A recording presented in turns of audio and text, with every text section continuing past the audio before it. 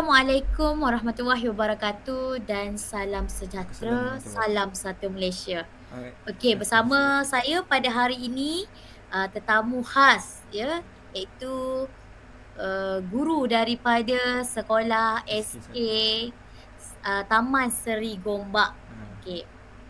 Okey. Pada hari ini juga kita akan membincangkan pelbagai topik-topik yang mengenai pelbagai budaya di sekolah. Kita sedia maklumlah dekat Malaysia ni kan cikgu kan, betul kan? Hmm. Pelbagai bangsa bukan sahaja bangsa Melayu, malah kita ada bangsa Cina, Indian dan juga bangsa Iban bagi Sabah dan Sarawak lah. So kita nak bincangkan iaitu adakah, um, sesuai ataupun apakah cadangan ataupun cabaran, kita nak tanya cikgu nanti ya, cabaran mengajar ataupun kita panggil cabaran mendidik, okey, ataupun budaya-budaya di dalam satu sekolah ni lah. Okey, sebelum tu, boleh cikgu perkenalkan nama? Nama saya Muhammad Imran bin Muhammad Rizwan. Okey, Sengaja dekat sekolah kebahasaan Sekolah Taman Sri Kebahasaan Gombak. Taman Seri Gombak. Hmm. Okey, baik cikgu. Dah bersedia nak jawab soalan? InsyaAllah boleh.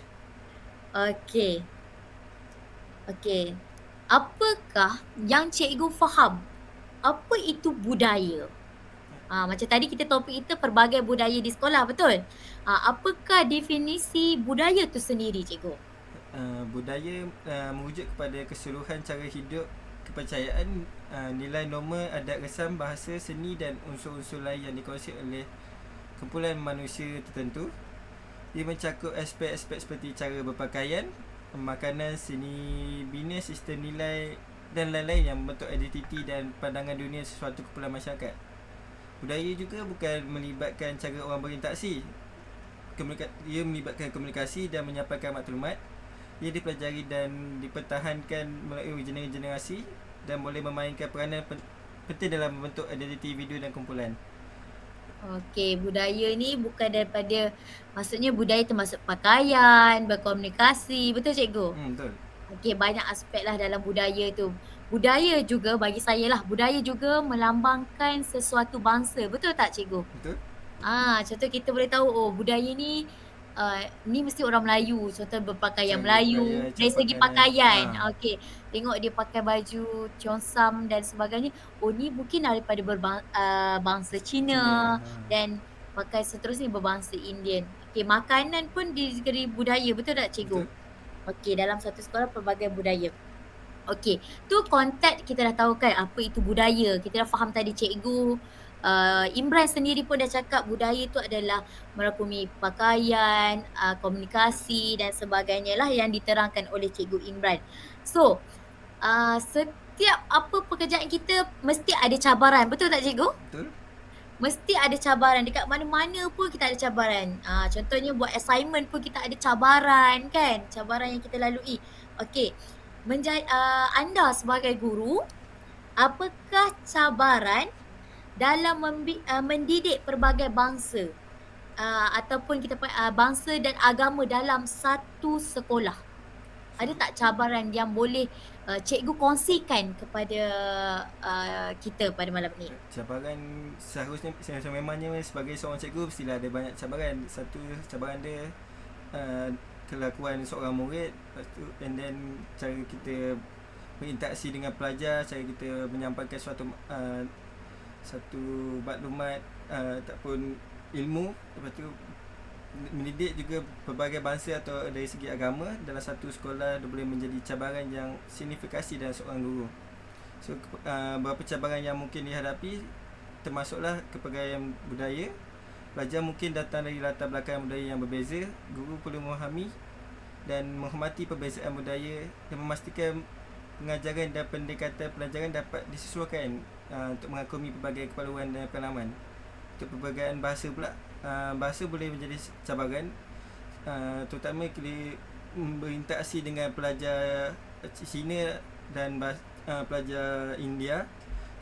Kalau kita berinteraksi menggunakan bahasa Melayu, mungkin mereka kurang fasih, kurang faham sikit. So kita kena bertutur dengan cara bahasa yang mudah supaya mereka faham apa yang kita cuba disampaikan.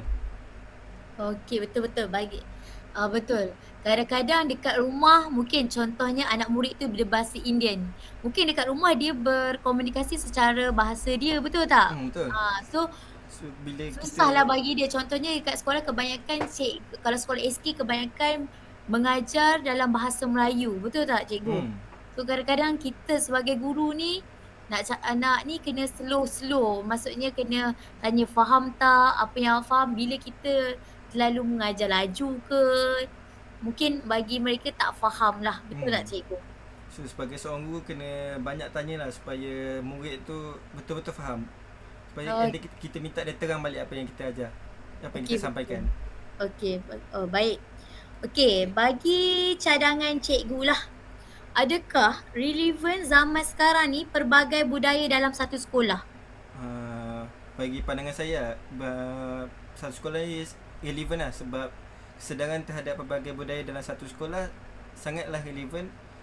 Terdapat utamanya beberapa alasan mengapa pelbagai budaya menjadi penting dalam konteks pendidikan moden. Yang pertama, menjadikan pengalaman pelajar yang membangun kemahiran antara budaya penting untuk pembelajaran eksekutif dan perspektif global. Okey, betul lah, mestilah relevan kan. Sebab kita pun negara, kita panggil negara dalam pelbagai bangsa kan. Mestilah kalau kita nak mengeratkan lagi silaturahim kita sesama, bangsa lain, mestilah dalam satu sekolah, betul tak? Betul?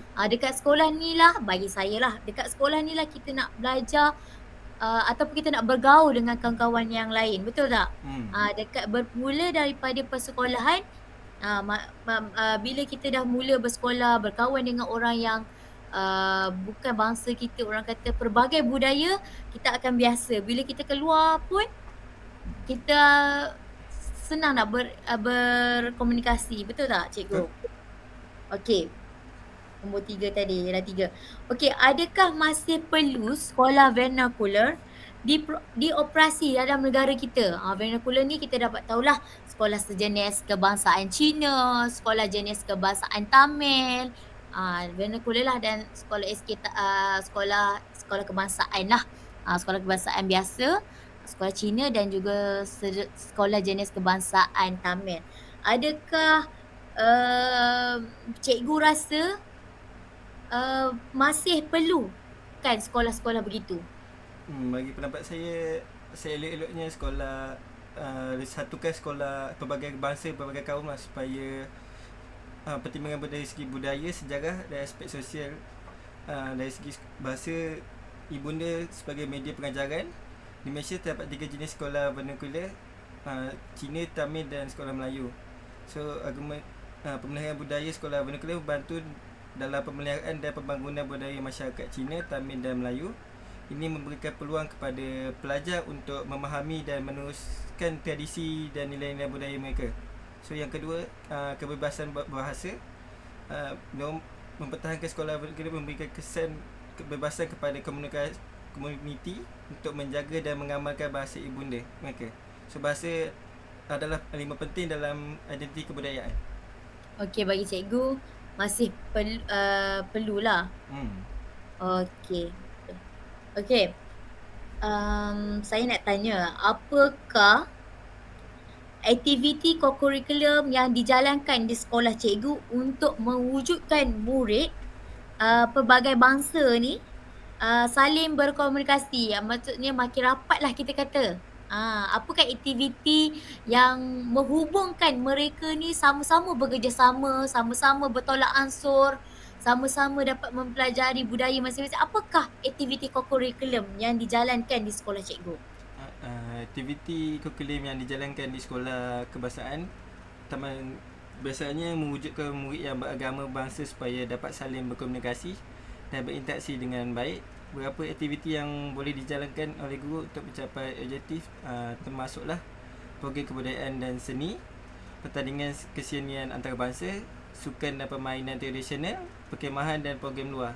So dengan ini mereka akan berinteraksi antara satu sama lain dan berkomunikasi secara dengan lebih baik. Ya, betul. Saya pun kita tengok pada zaman kini budak lebih tahu berpakaian budaya lain. Betul tak cikgu? Kalau Betul. kita tengok tu kadang-kadang pada hari merdeka lah kita dapat tahu bila ada pertandingan memakai baju tradisional bangsa masing-masing, banyak yang juga banyak murid yang masuk pertandingan tu dan pakai mengikut budaya masing-masing, betul tak? Betul. Dekat situlah aktiviti yang dijalankan tu bagi saya dapat, oh budak akan belajar, oh macam ni rupanya baju bahasa Cina, macam ni rupanya baju bahasa Melayu. So dekat dengan aktiviti co-curriculum ni lah kita dapat mempelajari, betul tak cikgu? Betul. Mempelajari Pelajari satu adat bangsa adat lain lah. lisan suatu bangsa. Okey, satu lagi kalau aktiviti sukan dan co-curriculum kita akan bergabung kumpulan dan sebagainya kan. So lagi mengeratkan lah diorang boleh berkomunikasi, tanya dan saling orang kata semangat setia kawan. Okey, betul. Betul. Dalam mungkin memenangi sesuatu pertandingan lah. Okey. Di sekolah cikgu lah kan ya, kita nak tanya di sekolah apakah bahasa utama ataupun bahasa majoriti yang diaplikasikan? Dari segi sekolah, bahasa majoriti yang diaplikasikan ialah bahasa Melayu dan bahasa Inggeris. Bila mereka bergaul sesama bangsa sendiri, sebagai contoh bahasa Cina dan India, apabila mereka bergaul, mereka akan menggunakan bahasa Inggeris ataupun menggunakan bahasa mereka ibunda sendiri. So apabila mereka sesama dengan bahasa Melayu, mereka akan bertutur bahasa Melayu. So bagi pendapat saya lah, bahasa Melayu ni harus berbahasa Inggeris juga supaya mereka fasih dan dalam bahasa Inggeris.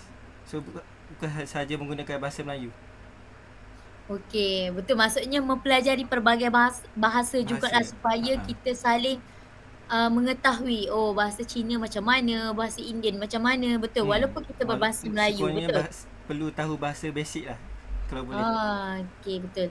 Kebanyakan kita tahulah kebanyakan berbangsa Melayu ni dia kurang fasih dalam bahasa Inggeris, betul tak cikgu? Kalau kat sekolah. Sebab apa? Mungkin dalam keluarga tak pernah cakap bahasa Inggeris, kat sekolah pun bahasa Melayu. Bila waktu bahasa Inggeris je macam bila cikgu, teacher tu cakap bahasa Inggeris mungkin dia tak confident. Tergeliat biji mata semua sebab diorang pun kurang berkomunikasi, betul? Tapi kalau diorang penggunaan bahasa Inggeris pun boleh belajar di situlah kan. Okey. Bagi cikgu, adakah bagi cikgu perlu tak seseorang cikgu tu memilih kasih? Contohnya dia sebagai guru Melayu lah. Contohnya kita sebagai guru Melayu, okey, dengan berbangsa lain, adakah kita perlu kasih, ni bukan bangsa aku, ni bangsa aku. So kita lebih melayani. Lagipun aku cakap dengan dia pun bukan dia faham pun aku mengajar. So kita abaikan. Bagi cikgu kan, perlu ke seseorang guru tu dia ada sifat pilih kasih? So sebagai seorang guru sangat penting untuk mengelakkan sikap memilih kasih tanpa mengira bangsa, budaya dengan agama. Sikap ini merujuk kepada perlakuan yang tidak adil atau pemberian layanan yang berat sebelah terhadap sesetengah pelajar berbanding yang lain. Sikap memilih kasih boleh memberi kesan negatif terhadap pembelajaran, perkembangan dan kepercayaan diri sendiri. Keadilan dan kesaksamaan sebagai contoh. Sebagai pendidik, tugas utama dalam menyediakan persekitaran yang adil dan saksama untuk semua pelajar. Sikap memilih kasih menodai prinsip-prinsip keadilan dan kesaksamaan di dalam kelas. Bukan itu saja, pembangunan kesetiaan dan kepercayaan. Pelajar perlu merasa bahawa guru bersikap adil terhadap semua pelajar tanpa mengambil kira faktor-faktor seperti latar belakang etnik, ekonomi atau sosial. Ini membantu membina kesetiaan dan kepercayaan di kalangan pelajar terhadap guru. Okey, betul. Maksudnya nak jadi seorang guru ni tak perlu ada sifat pilih kasih lah. Orang kata walaupun kau, contoh kau pandai ke, kau kurang pandai ke, kau daripada latar belakang macam mana. So sebagai guru kita kena buang lah jauh-jauh, betul tak cikgu? Daripada adil. Sifat pilih kasih tu. Maksudnya kita bersifat adil. Nama pun guru, betul? Ya, betul. Nama pun seorang guru. Mestilah kita perlu adil walaupun berlainan bangsa, budaya, latar belakang dan sebagainya. Okey. Banyaknya soalan yang kita tanya. Okey. Okey, mungkin setakat ini sajalah perbincangan kita. Okey. Apakah kesimpulan yang cikgu boleh katakan, pendidikan, orang kata, pelbagai budaya di sekolah, apakah cikgu kesimpulannya Kesimpulan, yang untuk cikgu boleh berikan kepada kita pada malam ni? dalam sebuah negara, kesimpulan dia kalau boleh, sebagai bangsa Cina, bangsa Melayu dengan bangsa India perlulah bersatu supaya negara lebih maju, dan masing-masing perlu saling menghormati antara satu sama lain, dari segi budaya, dari segi pertuturan, dan beri sama-sama beri layanan istimewa, kasih sayang yang sama rata, kita tanpa memilih rupa, warna kulit, tak pun dari segi bangsa dan agama. Okey, betul. Okey, jadi kesimpulan cikgu di sini, walaupun kita pelbagai bangsa daripada latar belakang yang berlainan, tapi kita kena bersatu Satu hati, ini, betul? betul. Bersatu hati, bekerjasama agar supaya negara kita lebih maju Maju. dan saling hormat menghormati, betul cikgu? Betul. Okey, tanpa tak kiralah dia daripada sekolah, vernacular ke, dia daripada bangsa pelbagai pun, kita tanpa melihat dari segi itulah, kita tetap bersama-sama untuk saling, menghormati dan dapat boleh memajukan lagi negara kita pada hari kelak, betul? Betul. Dan menjadikan imej, Negara lebih menjaga baik. nama baik Malaysia lah, Hmm. nama negara kita. Apabila kita saling baik-baik, orang akan menjadi contoh, betul tak cikgu? Betul. Orang akan cakap, negara Malaysia ni baiknya dengan 3 negara, tak Walaupun semua orang berbangsa yang boleh. berbeza. Hmm. Ya, betul. Ada setengah negara yang saya ni, dia ada juga yang orang kata, dia kulit hitam dengan kulit putih tak berkawan, macam tu lah, Hmm. kurangnya. So, kita ni negara yang aman dan damai, tidak ada, kontroversi terhadap budaya, betul? Betul. Okey, okey. Okey, terima kasih saya Okey, ucapkan sama. kepada Cikgu Imran yang sudi, meluangkan masa dengan kita dan sudi, memberi pengalaman dia sebagai seorang guru SK lah. Dan juga terima kasih juga, saya ucapkan, kerana cikgu dapat orang kata memberi kerjasama kepada saya untuk saya menyiapkan saya punya assignment ni dengan lebih Okey, baiklah. sama. Okey, saya harap lepas ni kita, bersama-samalah, menjadi seorang guru ataupun pendidik yang, um, maju, yang cermelang. Okey? Okey, saya doakan, cikgu terus, maju jaya dan juga menjadi seorang pendidik yang Amin. berwibawa. So,